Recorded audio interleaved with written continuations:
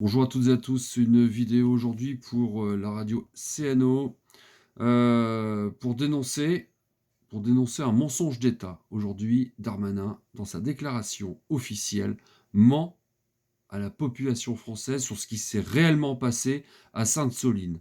J'y étais avec de nombreux autres élus, écologistes principalement, avec une foultitude d'associations, dont Attaque, dont les soulèvements de la terre, mais il y en avait une pelle, quoi, une pelletée.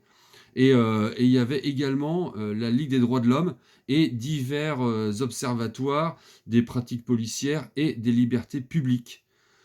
Ils étaient plus d'une vingtaine, il y avait des avocats dans ces observateurs tout au long de ce week-end, et ils ont déjà rendu leur rapport.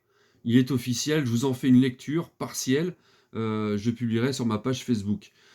Donc, dès les premières observations du vendredi, nous avons constaté le bouclage ultra sécuritaire des zones, avec des barrages routiers assortis de contrôles d'identité, des fouilles de véhicules généralisées, ainsi que la présence d'un camion doté d'un dispositif de renseignement, histoire d'être bien fiché. Les 6 équipes d'observateurs se sont réparties sur le terrain entre Vanzay et la bassine de Sainte-Soline. Il y avait près de 8 kilomètres à pied à faire pour se rendre là-bas. On est parti, on a environ 15 000 manifestants, on est arrivé à plus de 25 000, malgré les barrages. Avant l'arrivée des manifestants sur site, des binômes de gendarmes armés et coiffés de casques de moto montés sur une vingtaine de quads sont venus au contact. Les cortèges ont déjà fait l'objet de tirs massifs et indiscriminés au gaz lacrymogène, créant une mise en tension importante. Dès l'arrivée des cortèges sur le site de la bassine, les gendarmes leur ont tiré dessus avec des armes relevant de matériel de guerre. C'est pas moi qui le dis, c'est le rapport, c'est la note de synthèse. Tir de grenades lacrymogènes, des grenades assourdissantes, grenades explosives de type GM2L, GENL, y compris des tirs de LBD 40. Nous avons observé des tirs au LBD 40 depuis les quads en mouvement. Des grenades ont été envoyées très loin de manière indiscriminée dans les cortèges à l'aide de lanceurs et de dispositifs à propulsion à retard. Les détonations très rapprochées de grenades explosives étaient régulièrement suivies de cris d'appel au secours pour assistance médicale. Certaines grenades lancées n'ayant pas explosé, le terrain était miné, donnant lieu à des explosions différenciées. A été également observé l'usage de deux canons à eau. Par ailleurs, nous avons observé la présence de fusils de type FAMAS, ainsi qu'au moins un fusil au type produit marquant codé EMEC 100 PMC. Le dispositif a mis gravement en danger l'ensemble des personnes présentes sur place, occasionnant de très nombreuses blessures, souvent graves, allant même jusqu'à plusieurs urgences absolues. Lorsque les élus ont fait une chaîne humaine autour des blessés pour les protéger et permettre leur évacuation, des tirs de grenades lacrymogènes ont été observés dans leur direction, les contraignant à reculer. À ce moment, en contradiction avec ce que prétend la préfète des Deux-Sèvres, rien ne justifiait l'utilisation de la force à l'encontre de ces personnes. En particulier, nous n'avons observé aucun tir d'engin incendiaire au niveau de cette zone.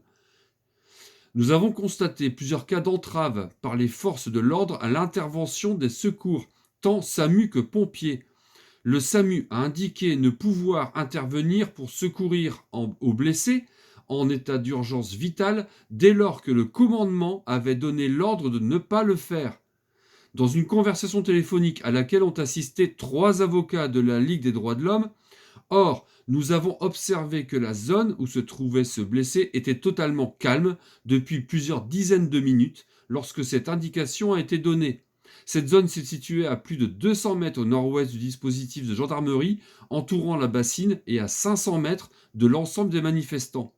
Comment, comme souvent, les forces de l'ordre étaient difficilement identifiables. Nous avons constaté la dissimulation de visages par des cagoules combinées à l'absence de rios visibles.